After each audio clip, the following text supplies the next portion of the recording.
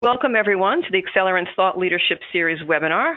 Today we will be discussing Achieving Alignment, Linking Planning with Resource Allocation and Assessment. My name is Joanne Brunn, the CEO of Accelerant, and I'll be your moderator today.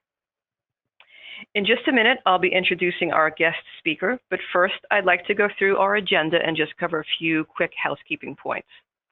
I'll start the presentation with a quick overview of Accelerant and why we are including this important topic in our Thought Leadership Series.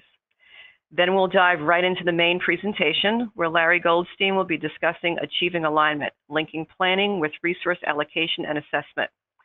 Then I'll present a brief wrap-up, and we will answer any questions that came in during the webinar. So all of your lines are muted. If you'd like to ask a question during the webinar, please use the question box on your GoToWebinar panel. And we'll have a short Q&A session at the end of the webinar, as I just mentioned. But if we don't get to your questions today, we will follow up with you afterwards. And if you'd like to make your screen larger, there should be a Zoom button on your screen if you'd like to increase the size of the screen. So now I'd like to introduce our guest speaker, Larry Goldstein. Larry Goldstein established Campus Strategies, LLC in 2001 to provide services to colleges and universities, as well as organizations serving higher ed. Larry formerly served as the Senior Vice President and Treasurer of NACUBO, the National Association of College and University Business Officers. He joined NACUBO in 1997 after spending 20 years in higher education financial administration. In his last campus position, he served as the University of Louisville's Chief Financial Officer. Before joining U of L, he held administrative appointments with the University of Chicago, the School of the Art Institute of Chicago, and the University of Virginia. Along with being a certified public accountant, Larry earned a Bachelor of Accountancy degree from Walsh College and a Master of Science degree from the University of Virginia. Larry's going to share his expertise in helping institutions and finance teams close the gap between planning and execution, providing recommendations for who you should engage in the process, and how you can measure your success along the way. In his words, it's being intentional about institutional effectiveness. So we invited Larry to join us today, not only because of his 40+ years of experience, but also because of our shared approach. Accelerant's cloud-based budgeting and forecasting solution was created to facilitate budgeting as an extension of the strategic plan. We believe that budgeting represents an opportunity to engage employees and get their best thinking on how to bring the organization's strategy to life, to ensure that tactics and resources align to that plan, and then to measure the performance against strategy over time. And as aligning all of these elements is the topic of the hour, without further ado, I will turn this presentation over to Larry. Welcome, Larry. Thank you, Joanne. And I'm going to display my slides and show my screen. Hello, everyone. So the impetus for the presentation is my view that things need to align with each other to help support institutional effectiveness. And there's a lot of discussion these days about integrating planning and budgeting. I tend to reject that idea because they're really two disparate processes. Planning is different than budgeting. And so what I'm going to present to you is my concept of how things get aligned with each other. I do use the term integration to describe the various elements of planning. And for instance, I would suggest every institution needs a strategic plan to guide where it's going, typically a 5-year plan that's going to help improve the institution, move it forward. It's not done frequently enough in higher education, but there's something at the other end of that spectrum that needs to be integrated with the strategic plan, and that's operational planning. And that's the planning that basically guides people on a day-to-day basis. So most people who come to work aren't thinking necessarily about the strategic plan in every moment, with every decision, with every action they're taking. But they probably are guided by the intentions that were established for what's going to be accomplished in the immediate term. And so a good strategic plan is only going to have up to maybe a half a dozen major priorities. And operational planning has to address everything that's happening on an ongoing basis at the institution.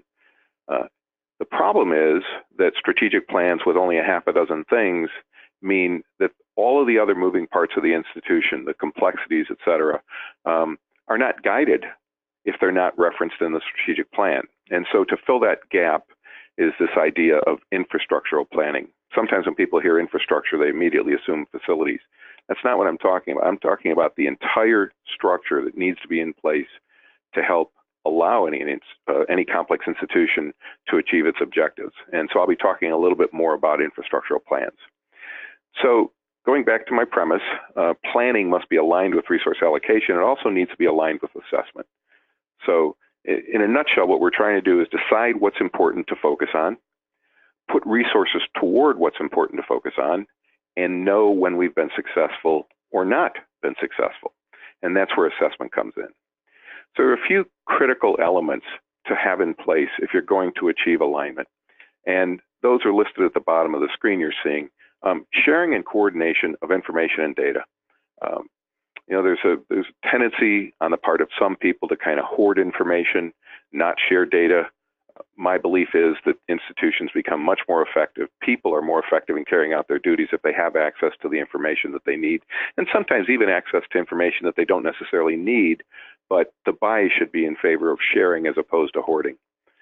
Second thing that's really critical, and again, this is a higher education focused presentation, but Joanne and I believe that it could have relevance for a variety of industries, primarily higher ed and healthcare, but other nonprofits might find benefit in it. And all of those describe organizations that have a wide range of individuals working in them, and they all bring different perspectives.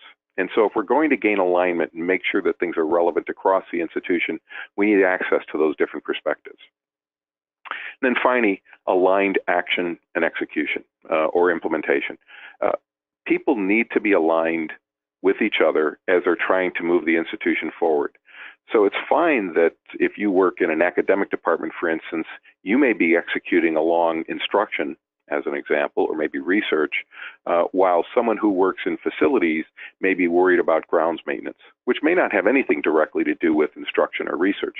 But what you want to be clear on and be certain of is that the efforts for the facilities person don't contradict what you're trying to do with respect to instruction or research or student activities. So that's this idea of aligned action and execution. So I mentioned strategic planning. I think effective strategic plans usually can be developed in a year or less. What we found to be a very workable approach is to have a relatively large strategic planning task force, or SPTF, that's representative of the institution's diversity. Diversity in terms of perspective, as I was mentioning earlier, but also where people work, what their responsibilities are, gender diversity, ethnic diversity, racial diversity. The whole idea is to get as many perspectives together when you're embarking on planning.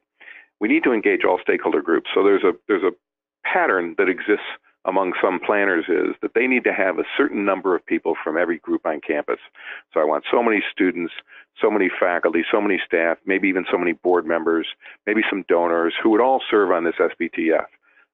We don't find that to be particularly useful. In fact, it's particularly dangerous to have board members and students on a task force of this type, because it's very hard to get people to speak the truth in front of a board member or in front of students. So we need their input, though, and that's what we mean when we say fully engages all stakeholder groups. All the stakeholders need to have a say in where you're going. And so that would include the board, that would include students. We just don't necessarily see them as having to be represented in the task force. So what we're trying to accomplish with a strategic plan is achieve our vision. And we describe a vision as the picture of the institution's preferred future. Where do we want to look like 5 years from now? What do we want to do? Where do we want to go? How do we want to get there? And we think 5 years is a good period. I do a fair bit of work in Canada, and what we've discovered is that they tend to like 7-year or 10-year plans. My bias is in favor of 5 years. I think we can manage getting to 5 years much more easily. Clearly, we'd need to update that as we go along, but 5-year strategic plan with a limited number of goals. I mentioned earlier, 5 to 6 goals, and in all cases, predefined success measures, and in most instances, quantifiable success measures. It's not always possible to quantify, but you should try to. And if you can't find a direct metric that will give you an indication of progress on that goal, then try to find a surrogate that would be meaningful. So we're going to interrupt the presentation for just a minute to do a quick poll. And this grows out of my experience in higher ed. Joanne mentioned I've been doing this for about 40 years, and one of the things I've learned during that time is that most institutions today have a strategic plan. What we're not necessarily certain of is whether it's actually being implemented, whether it's really influencing anything. So we're going to take a quick poll and just find out whether your institution has a strategic plan that's actually being implemented. And we give you three options. You know it does, you don't know if it does, or you're certain it isn't being used. So we'll just take a brief minute to let that happen. Okay, and that's running right now. So we'll let everyone get a chance. Okay, I think actually everybody is done. So let me close and let me share this. And Larry, can you see those results? Not yet. Do I have to, maybe I have to switch my screen? No, I can just read those out to you. So Okay. 83% of the people on the call said yes, they do actually have a plan, and 17% are not sure if they do. So I would, that's great to hear. And I would tell you, the 83% of you, that you're very lucky. And I'm going to hope that the 17% is in that same group and just isn't sure of it. But my experience is that that's a relatively high number for higher education. We find way too many instances where it's something other than that. So going back to the presentation, I've switched now. I want to talk about this idea of infrastructural planning. And I don't think I created the concept. I think the concept has been around higher ed for a very long time. What I did was come up with a term to describe it. And that's where infrastructural planning comes from. And you see at the top of the slide, it fills the gap between strategic and operational planning, and particularly for areas that aren't included in a strategic plan. If you're only going to have, as I said, 5 to 6 major goal areas, there's a whole bunch of other stuff that's taking place on campus that would not be influenced by that plan. And I'm giving you an example of what might be some programmatic infrastructural plans. There are two types of infrastructural plans. The first one is programmatic and the second one is support. And I'm just going to walk through these 5 pretty quickly to give you an example of what I'm talking about. So if we're talking to colleges and universities, in my view, the most important infrastructural plan is the academic plan. That's what it's all about. What are we trying to achieve academically? That's going to cover instruction. It's going to cover public service. It will cover research. It's this whole idea of what do we want to do as an academic organization? How are we going to do it? Again, for a college or university, I think the next most important programmatic plan is the student engagement plan. What's the experience that you want students to have? And we're talking about student experience from the standpoint of what's happening in the classroom, and nowadays it's even more common what's happening in a laboratory. Student research is taking on greater significance for most institutions. So what's happening with a student who's engaged in research, but also what's happening outside of the classroom? What's their student experience from the standpoint of what we want them to get to help them develop and achieve their objectives? The third bullet you see is learning resources. And at one point, when I first started developing these concepts, I used to actually refer to that as the library plan, because there was a time when library was very critical, and the actual collection of books and journals, periodicals was really paramount. And of course, things have changed, and libraries are being digitized. We're actually using libraries very differently than we did when I started in higher education years ago. And so now we have a series of learning resources that influence what happens. Very important programmatic. Library would be covered in this, but so would instructional technology. So would learning labs. So would writing labs. All the various elements of support that help students be more effective in pursuing their educational endeavors. So some may be a little surprised to see auxiliaries plan as an infrastructural plan on the programmatic list. And I'm influenced by experiences I had when I was still on campus. I used to work at the University of Virginia. When I was at the University of Virginia, the auxiliaries were very intentional about supporting the instructional mission of the university. And so the people who ran the bookstore at that time made sure that invited authors were tied into the curriculum that was being addressed. Faculty were aware of what was happening in the bookstore in terms of featured products, featured titles. There was a lot of synergy in that regard. We did the same thing with the dining halls. The dining halls had themes throughout the academic period. Those were tied into instruction. Not everything, obviously, but much of it was. And then we certainly had residence halls that were particularly focused on curriculum. Various residence halls had particular curriculum focus. When that's the way you're operating the auxiliaries, they're much more than just supportive. They're much more than just taking care of the convenience needs of the members of the community, and they become programmatic. So that's why they're listed here. Now, the other potential outlier is athletics.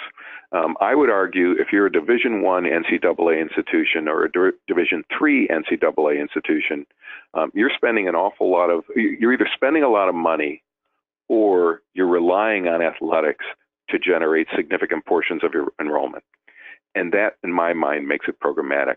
And even Division II, depending upon the institution, might be spending enough that it needs to be considered as well. Keep in mind, at a Division II institution, much more than a Division I institution, you're using athletics, you're spending a lot of money for athletics, and you're using it to grow enrollment. Obviously, that's more important on a percentage basis at a Division III institution, and certainly Division I institutions are not affected greatly by the enrollment of athletes in terms of the overall numbers. They're certainly affected by the financial investment that they're making. So those are examples of programmatic infrastructural plans, and I think they're relevant for almost every institution. We also have the support infrastructural plans. And I think, again, higher education, I feel I can safely say the most important one for every college or university is the enrollment management plan. What students are we trying to attract? How are we going to get them there? And how much are we willing to invest? How much are we willing to invest to get them there? And then most importantly, once we've got them there, so I don't like to use a business perspective very often when I'm speaking to higher ed groups, but there's one business principle that's absolutely relevant to colleges and universities, and that is it's much easier to keep a customer that you have, in our case, customer meaning student, than it is to attract a new one. So your enrollment management plan has to consider how do we keep the students that we already have? What do we need to do to retain those students? And that's not just one area's responsibility. It's usually a global effort, from academics to student affairs to athletics in some cases, keeping students that you have. So the enrollment management plan, how are we going to go about that? Institutional advancement refers to a very broad category of managing the image of the institution and attracting resources through philanthropy.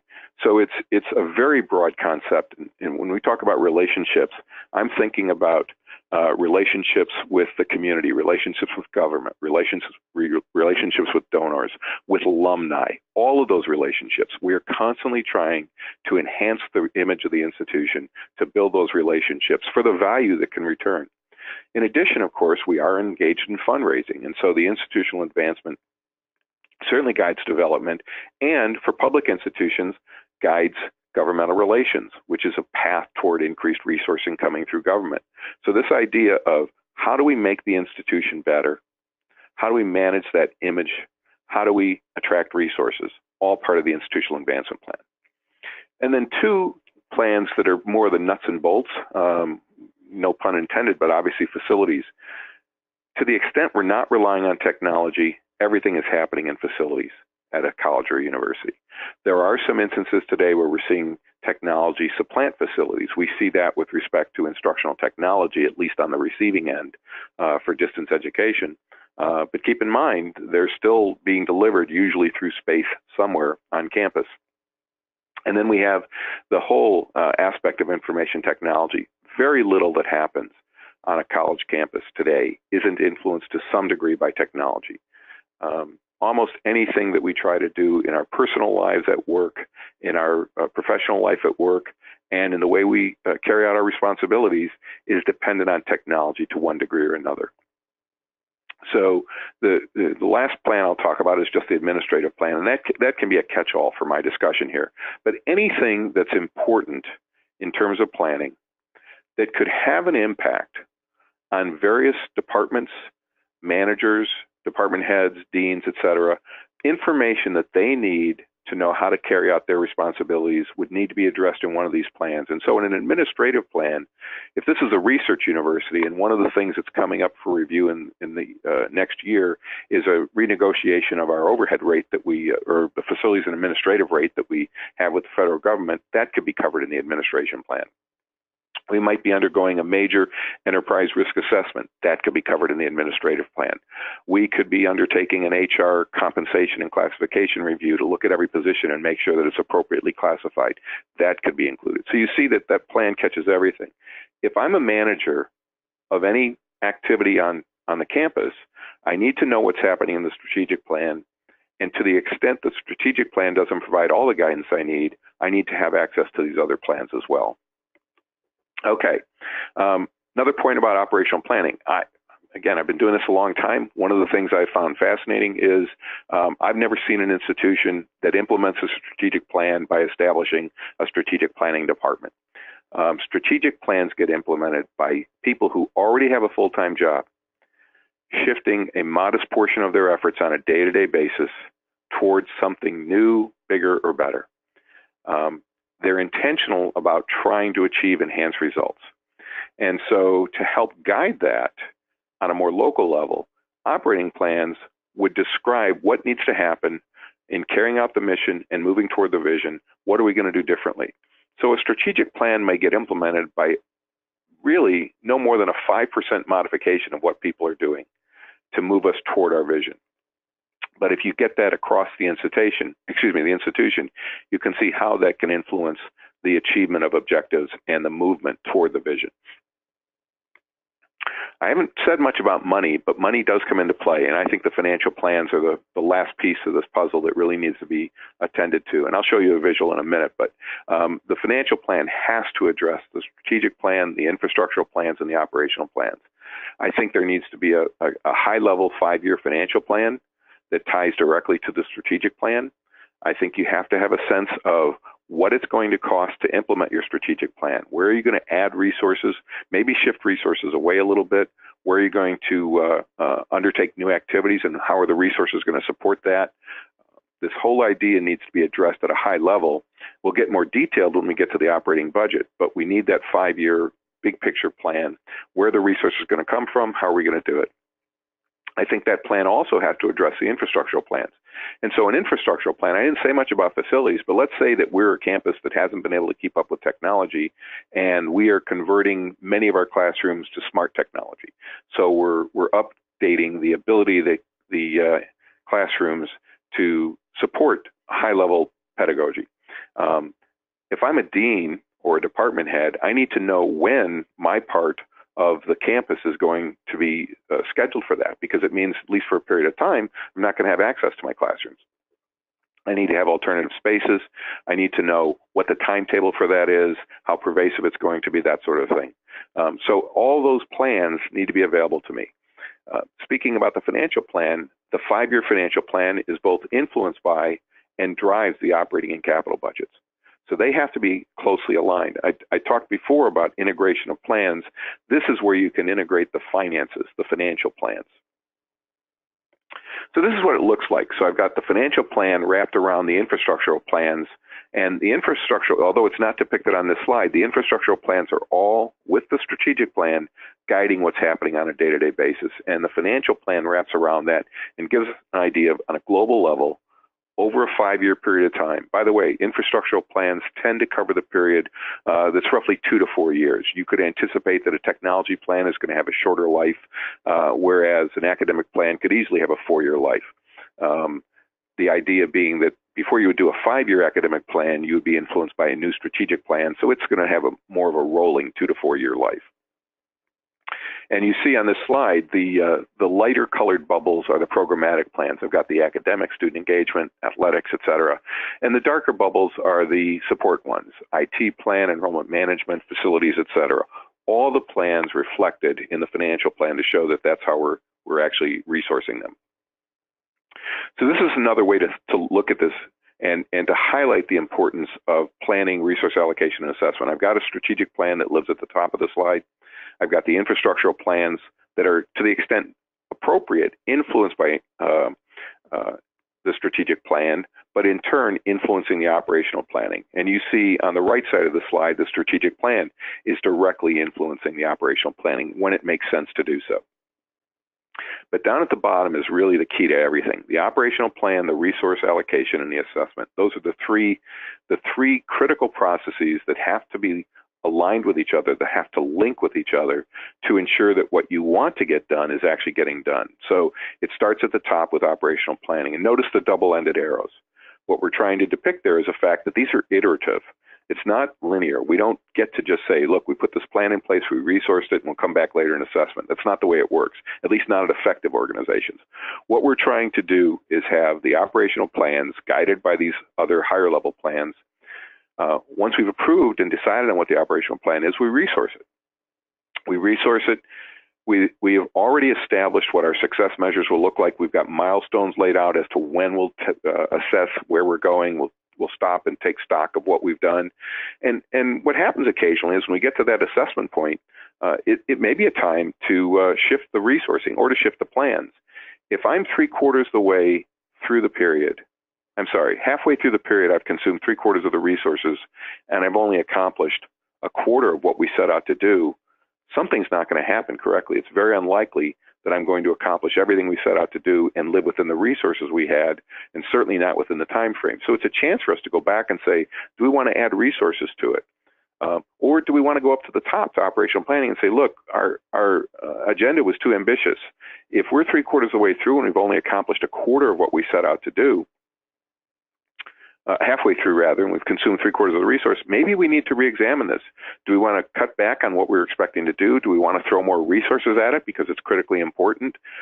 We have to figure out how we're going to get that done. Or something that I recommend more than we see it happening in higher education, maybe we want to stop doing it altogether. We just don't do enough of that in higher ed. But it's this combination is what I'm talking about, linking and aligning those things together. So let me talk briefly about operational planning and talk to you about how we actually get that done. So I contend that planning is the hardest part. And notice it says it's relatively easier to do allocation and assessment if you've done a good job of planning. That's a relative consideration. Those other two never get easy, but they become easier if you've made the tough decisions through a planning process. And I think effective planning says what's important and also what's not important. In other words, what is it that you're not going to pursue in this upcoming time period? Once you've decided what's important, I think all your resource allocation decisions should support what's important. And obviously, rather than measuring and assessing just because it's easy to measure, you want to assess those things that really matter. What are the most important things to measure? So what are we trying to do? Well, we want to achieve our vision, but we want to honor our values. Every institution has values. Some of them are more formally stated than others, but every institution has values. And you can assess the values of an institution just by watching how people act and interact with each other. What's really important at this institution? So what we're trying to do is achieve improvement. We're trying to get better. And we're trying to get better in every way imaginable, but in specific terms in the goal areas that we've established. And while doing that, we want to maintain financial equilibrium. And what I mean by that, there are a lot of different definitions. I happen to like this one. Start with a balanced budget. I don't think there's a good excuse for having an unbalanced budget unless some sort of catastrophic occurrence happens late in the fiscal year. If you budget and can't live to the budget, that's a leadership failure. That's literally not doing what you're supposed to be doing and what good managers would do. So balanced budget's the minimum acceptable, absent some sort of catastrophe. Taking care of people. We don't do a good enough job. We say that people are our most important resource in higher education, and I can tell you it sounds great, but we don't live it. Higher ed does not invest nearly enough in its people. And if you just look at professional development as an example, higher ed invests a ridiculously low amount in professional development. If you just compare it to healthcare, for instance, there's a staggering gap there. And I think we could argue that our compensation levels aren't adequate compared to what people could do in the open market. So we're really not taking care of people, but we don't acknowledge that. Third element of financial equilibrium, preserving physical assets, meaning don't let your deferred maintenance get out of line. Don't let it overwhelm the institution and reach the point where the campus, the physical infrastructure now, the built environment is deteriorating. And that holds true for technology as well. That's part of your built environment. The technology that sustains what you're trying to do on campus. It all needs to be maintained and preserved. And then finally, if endowment is a significant factor at your institution, you have to maintain the purchasing power. It starts when you accept a gift with an endowment attached to it. That endowment requirement says you're going to keep that and invest it and take care of whatever the program is that it's supporting in perpetuity, which means I've got to manage that endowment by investing it carefully and spending it prudently to ensure that I do as good today, do as well today for whoever the beneficiaries are as I plan to do in the future. And we call that intergenerational equity, taking good care of the recipients or the beneficiaries of the endowment today so that we can continue to do that into perpetuity. Okay, got a second polling question coming. Does your institution have a broad-based advisory group that influences resource allocation decisions? And I won't get into how often they need to meet, but do you have a formal group that's been established to influence the resource allocation decision? Sometimes it's called a budget advisory group, but there are other names for it. So once again, either you have one, you'd answer yes, you don't have one, or you just don't know if one exists. And Joanne, you'll take care of that for us? It is running right now. We've got most of the people have weighed in, and I'll just give a little bit more time for everyone to finish. Okay, we have an even split, 50% yes, 50% no. All right, that's interesting. You're going to discover pretty quickly what my biases are. I will tell you that I believe there needs to be an advisory group, but I don't agree that it should focus on just budgeting. And I'll explain why starting now. So I'm a proponent of a single institutional effectiveness committee that would oversee campus-wide operational planning, resource allocation, and assessment. They would meet very frequently, typically every 2 or 3 weeks, and they would be accountable to a steering committee or to a designated individual. And when it's a steering committee, it usually would be the cabinet. When it's an individual, and I've seen this in all manner, I've seen it be the president, I've seen it be the provost or chief academic officer, I've seen it be the CFO, and I've also seen it be a chief of staff. It doesn't really matter as much who or what body, but how they do their job and how the committee supports them and that the community understands it. So this is a visual depiction for a medium-sized institution and their institutional effectiveness committee and their strategic planning task force. And you just see the levels that need to be incorporated. And if you look at the middle, the darker group, that's the overlap we're looking for. So, we use the term task force for a strategic planning task force to give people hope that there's an end in sight. Task forces tend not to have super long lives. So this task force would be around for about a year. The institutional effectiveness committee would be a permanent body with rotating membership, typically with about 3-year appointments. And so you see the legend at the bottom of the slide. I have a handful of group leadership, and I would want some overlap between the group leadership for the Strategic Planning Task Force and the Institutional Effectiveness Committee. I need to have staff represented in this group, mid-level managers typically. I need some senior leadership. This is a medium-sized institution. It's got what they consider to be a large number of senior leaders. That might include vice presidents, vice chancellors, and deans. So I want a handful of those, a small handful of those in here. And then because I've learned my lessons, you'll see that I have stars to represent the faculty. And I need more faculty than anything else in the Strategic Planning Task Force because it's an academic institution and I need their buy-in. I don't need as many on the Institutional Effectiveness Committee, but I need some. And so this is what I would put in place as a structure to help me achieve this alignment and ensure that the Institutional Effectiveness Committee had representation in the Planning Task Force so that when they're implementing these plans, they know where they came from. Similarly, it's helpful to have Institutional Effectiveness Committee members in the task force because they can bring a dose of reality to the group that's responsible for the strategic plan. So that planning, the Institutional Effectiveness Committee needs some permanent staffing. Chief Accounting Officer, Chief Budget Officer, Human Resources, Institutional Effectiveness, Institutional Research, Planning. You don't need 6 different people, and especially at a smaller institution, you wouldn't even have 6 different people. You might have all of those responsibilities embodied in only 4 positions, but I need those areas of responsibility reflected in the committee. And that's the group that functions as the executive committee. Typically, they have some colleague staff members who can help with some of the more difficult analyses and that sort of thing. But more importantly, they help guide the overall efforts of the IEC, the Institutional Effectiveness Committee.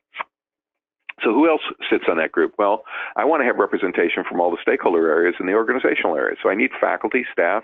A choice point that every institution has to address is students. I mentioned Canada earlier.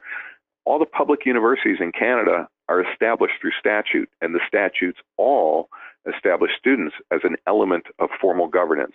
So it's inconceivable that they wouldn't have representation on the IEC in Canada, but that wouldn't always be true in the US.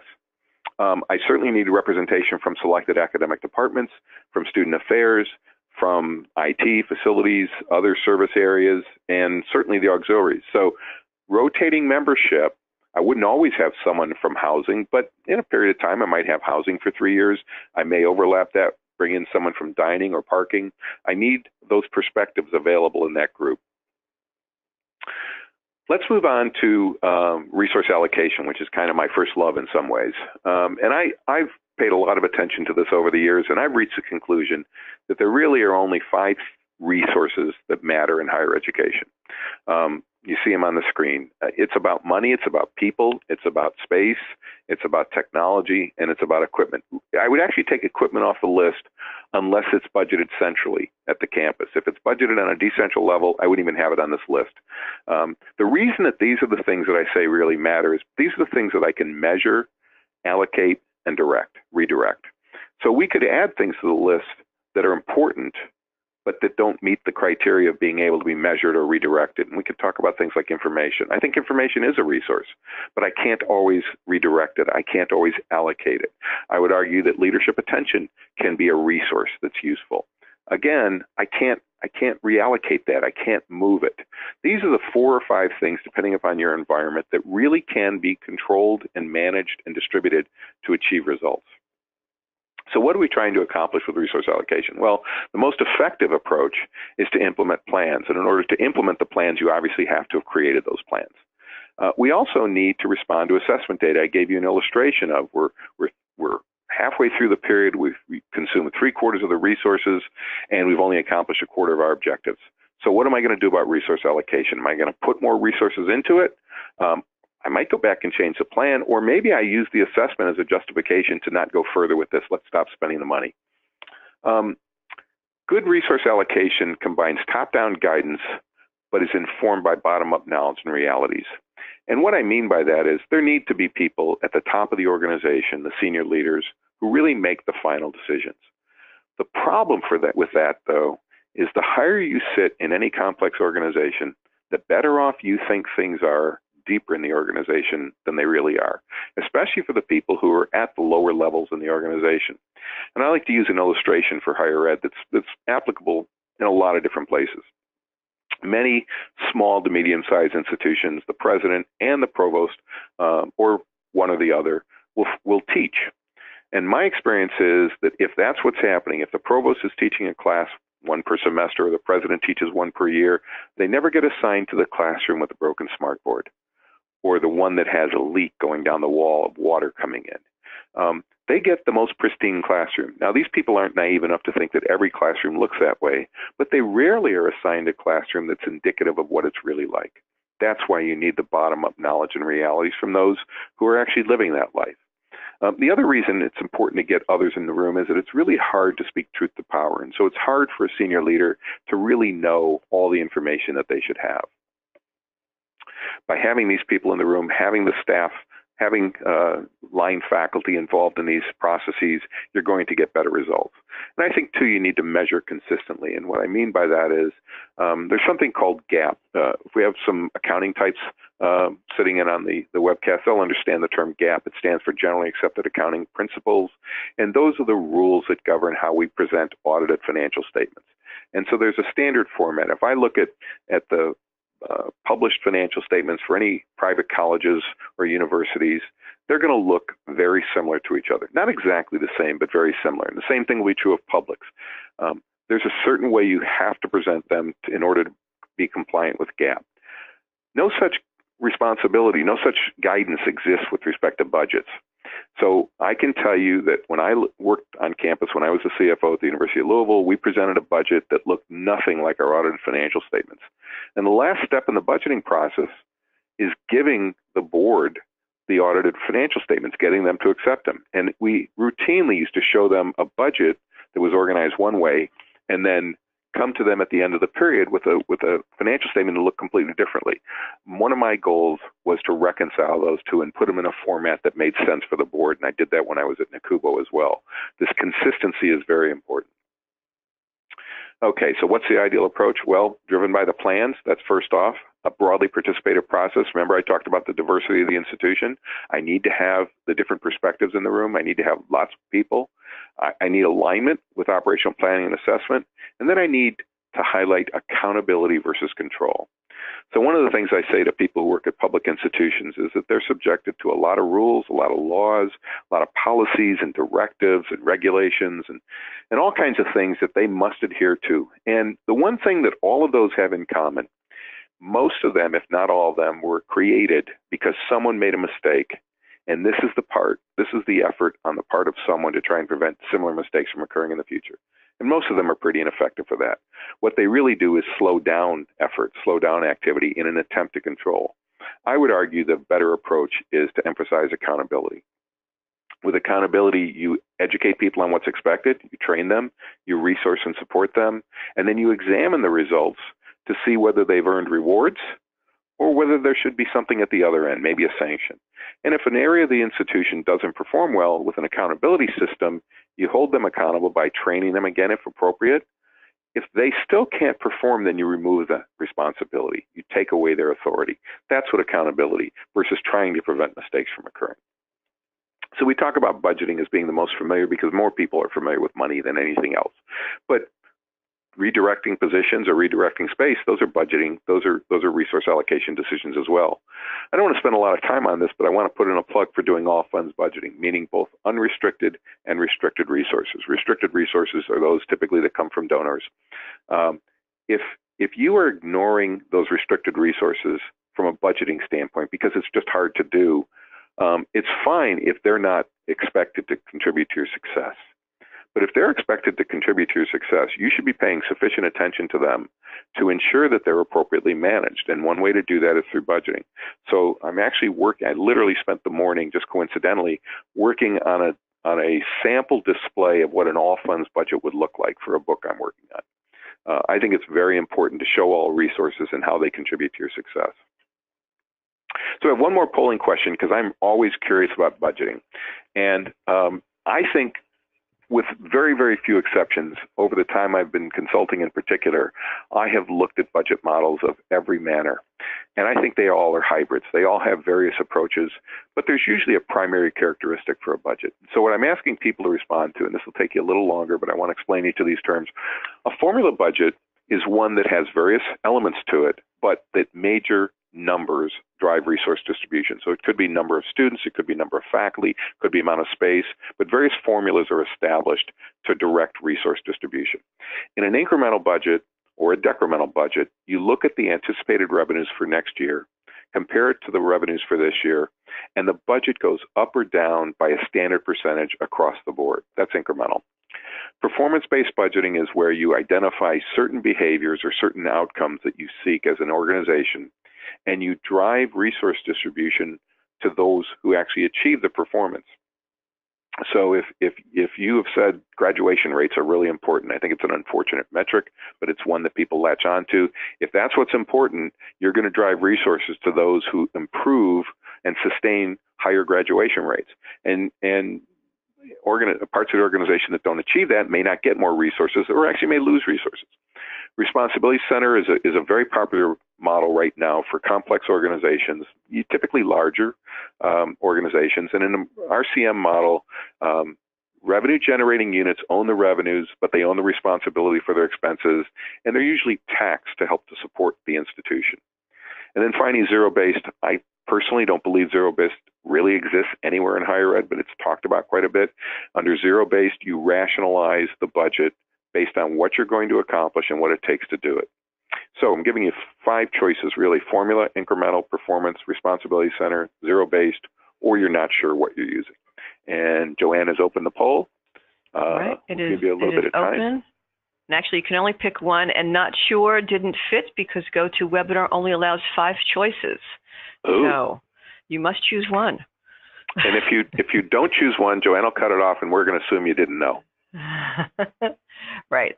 Oh, We have 100% voted. Oh, so good. What do we have? Okay, let me actually close and share this so the attendees can see. I don't know, Larry, if you can see, but I'll read them down. So formula 17%, incremental 50%, performance 0, RCM 17, and zero-based 17. Great. So I'm not at all surprised to see incremental is 50% because it is by far the most common, partially because it's the darned easiest to do. If you've got a spreadsheet capability and you can develop a formula, you've got an incremental model. So that's why that one's so popular. It's just easy. And some people actually think it's fair.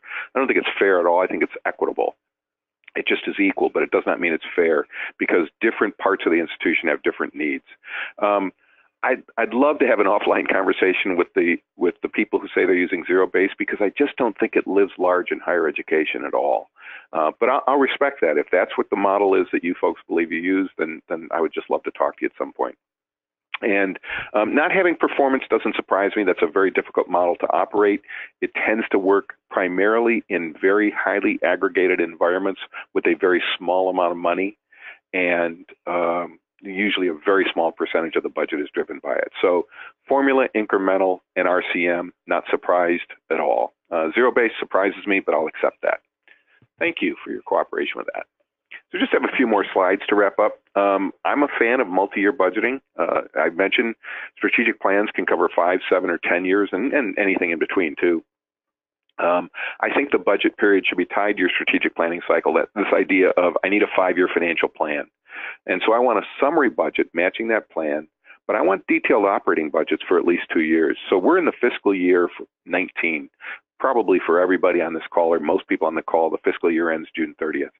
I would like to see a detailed budget for the current year and at least the next year, but preferably the next 2 years.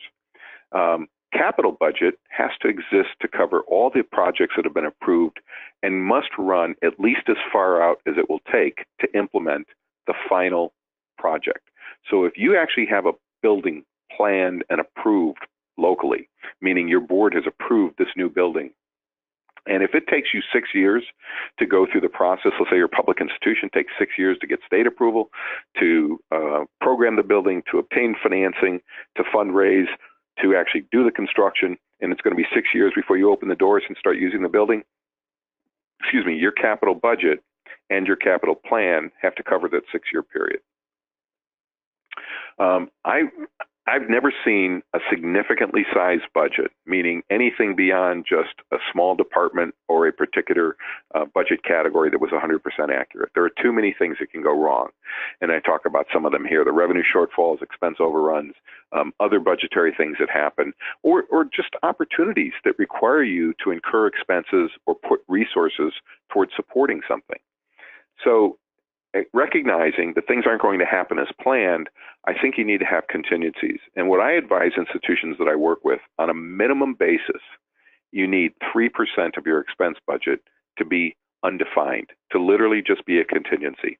Now, there's great news if you don't have any contingencies, meaning if there aren't any revenue shortfalls, no expense overruns. It'd be disappointing if there were no opportunities to use resources, but let's say you had revenue windfalls and that helped finance your opportunities, and so you end the year with 3% left over. Well, then you get some choices. One would be special initiatives in support of the established priorities. Another one might be, let's tackle some of our deferred maintenance. And then a third one could be just to let it fall through to the bottom line to make us healthier, to provide resources for the future, maybe a rainy day fund, that sort of thing.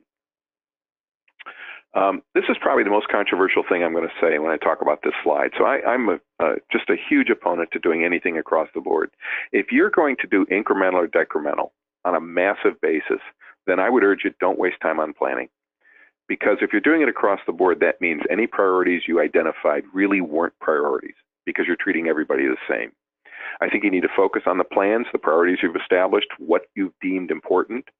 If you're in the situation where it was unexpected, selectively apply reserves, or you may even plan to use reserves in a given year. You're going to make more investments than you know you can afford on a current year basis, but it's a temporary thing. Finance it with reserves. I mentioned this temptation to allow deferred maintenance to grow. There's a reason that we do so much of that. Unfortunately, Poorly maintained buildings don't tell us that they're in bad shape. They just cost more money. So I think you need to resist that temptation. Take care of your buildings. Take care of your built environment. If you've effectively managed and identified priorities, that means some things are deemed not to be priorities. And I think you impose larger cuts in those non-priority areas to protect the things that you said were most important. And I actually believe that you should publicize this. So I mentioned the University of Louisville. When I got to the University of Louisville eons ago to become the CFO, they had just gone through a planning process, and they literally ranked everything at the university from top to bottom. And they had announced intentions to cut a number of things that were at the bottom of the list. They were basically going to cut. At that time, they were working on entire academic departments that were going to be eliminated. I think that's the appropriate way to do it, because I think if you know that you're deemed in that area of the institution, you have the opportunity to change it. You can help yourself become better. So I think you need to know if you're in line. Should there be a windfall? If you get an unexpected bequest with no restrictions attached to it, I think it makes sense to know, for people to know that that's where the resources are going to go. I think it makes sense for people to know that if you get in trouble, this is where you're going to look first. Again, primarily to give people the opportunity to get off the bottom of the list. And the last bullet I want to stress is this idea of cost shifting. All cost shifting is when you take something that's paid for centrally and then require that decentralized units start paying for it. If you don't provide some budget to them, you've just shifted the cost and imposed a cost cut on the decentralized units. Now, if it's been a free resource because it's paid for centrally, you've probably wasted some of that resource. And so maybe you don't distribute anything beyond 70% of the budget, but that 70% should be distributed out so the people who depend on that service actually have access to it without having an imposed budget cut. I have one slide about assessment, and it presents everything I know about it. I think with accountability, what you want to do is measure what's important and get people to manage the things that they're measuring. That's how they're going to achieve success. I mentioned goals have to have predefined measures. I alluded to the fact that we do measure inputs, we measure outputs. I don't think we spend enough time focusing on what our outcomes are and measure them. It's one thing to say that we're measuring graduation rate. That's an output, and it may produce unintended consequences. More valuable than a graduation rate is what happens to our graduates when they leave. If their goal was to get a job, can they get a job? If the job they get has aspects of it that require certification or licensure, can they achieve that? Can they pass the certification or the licensing? If their goal was to get to graduate school, can they get into a graduate program? So what are the real outcomes? Avoid focusing on the easy to calculate, the things that we just do because we can. Talked about consistency, but the most important thing with respect to assessment is this last bullet. Make decisions based on what you learn. So don't measure for the sake of measuring. Measure to influence behavior and action. And I think, Joanne, that's my last slide. Yes. Thank you so much, Larry. That was really informative and very interesting as well. And I hope our people on the call learned a bunch. And we just have a few wrap-up slides, and then I will get to a Q&A period. So as we mentioned before, Larry, your methodology really aligns with our own approach. As we see more and more in higher ed turn to collaborative budgeting, it's really a methodology that will help their institutions succeed in these that rapidly changing and economically challenging times. And at Accelerant, we strongly believe that successfully engaging faculty and staff in the budgeting process is possibly the single most important element in achieving a budget that's aligned with the institution's strategy. Because at the end of the day, when faculty and staff are empowered to outline their ideas for the wisest use of funds, explain their reasoning, and have a discussion with leadership about available resources and expectations, they really own their numbers, and then they have the tools they need to measure success. It builds transparency and ownership, something that we all know is critical in a higher ed setting. And this increase in ownership and accountability improves accuracy and helps to ensure that the resources are available, adequate, and aligned to supporting the institution's mission.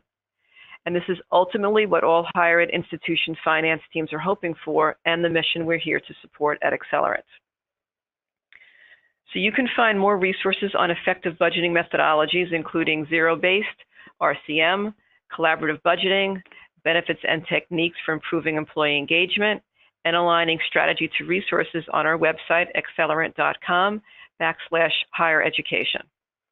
And as for endings, it's time to wrap up and move on to our question and answer session. So we have about 3-4 minutes for a few questions. If anyone in the audience wants to ask any, just put them in the question box on your GoToWebinar panel. So we've one question just came in. Larry, what are the biggest budget challenges campuses face today? I think it's actually revenue prediction. I think we have a better handle on our expenses, but with many campuses being so enrollment dependent, or for public institutions dependent on their appropriation, I think it's just having a sense of what's coming in. Some of my consulting demonstrates that there are institutions today who literally get right up to the beginning of their fiscal year with no idea what the state is going to provide or the state system is going to provide. Similarly, I find that institutions are having a great deal of trouble being confident of what their enrollment is going to be. And so not knowing what your revenues are clearly has an adverse impact on your ability to plan for expenses. Okay. Another question. Practically speaking, what does alignment look like? Yeah, it's really as much of a mindset as anything else. It's this idea that you've got various groups on campus all charged with important responsibilities. And in the best institutions, they're all making plans for how they'll carry out their efforts. In an aligned organization, those plans are known throughout the organization. So let's just say for the sake of discussion, I'm responsible for facilities on my campus. I need to know what the chief academic officer is planning with respect to the academic plan, because that's going to have an impact on what I do with facilities. Conversely, he or she needs to know what I'm planning for facilities. So an aligned organization is one where there are mechanisms and meetings. Unfortunately, people don't love meetings, but planning forums are one way to make sure that as I'm developing my plans, and the provost is developing his or her plans, that we have a sense of what each other has already identified as critical and others that we'd like to do if we have sufficient support. So part of that alignment is really a series of processes that are iterative in nature that bring the key players together on a periodic basis. And it doesn't need to be every month. It's probably something you do 2 or 3 times a year, where you come together and talk about major plans, major accomplishments, and what's going to be happening in the future so that you can influence others and be influenced by others. I don't want to imply for 1 minute that this is easy. It's actually quite difficult. But once you establish it, it becomes relatively easy to feed it and maintain it. It kind of goes on its own. You just have to have these various planning forums where people come together and share their plans. Obviously, the plans need to be written and accessible on the websites. In some cases, you want them to be only available internally, but the key is everybody has access to everybody else's plan, because that will influence what they're doing. Okay, and one more question, Larry, before we wrap up. What one piece of advice would you offer to those responsible for overseeing the budget process for their institution? So number one, I would say start with plans. That would be my first. Just start with plans. I don't think you should treat the budget as the operating plan. I like to describe the budget as the financial manifestation of a plan that was developed through a collaborative process with broad participation. So that would be my number one, is the resources should be deployed in support of a plan, not just to perpetuate what we've done in prior years, which is what happens when you rely on the budget. Okay, very good. If we didn't get to your question, I will follow up with you and make sure that Larry contacts you or I contact you, depending upon what the question is. So we hope you all enjoyed today's webinar. Thank you, Larry, for really a fantastic presentation. It was very informative and practical. And you can contact us at info@accelerant.com if you wish to have a discussion about how our product can support your efforts to align strategy with the right resources and measures of success. And Larry's information is on the right-hand side. He has offered that you can call him if you'd like to. So for those folks who are doing zero-based budgeting, if they'd like to have a conversation with Larry about that, please feel free to call him. And if you can't jot that information down quickly, just give us a buzz. Just respond to the GoToWebinar, and I will connect you both. So thank you everyone for taking your time today to listen to our Accelerant Thought Leadership Series webinar on achieving alignment in higher education institutions. And thank you again, Larry. Thank you. I enjoyed it.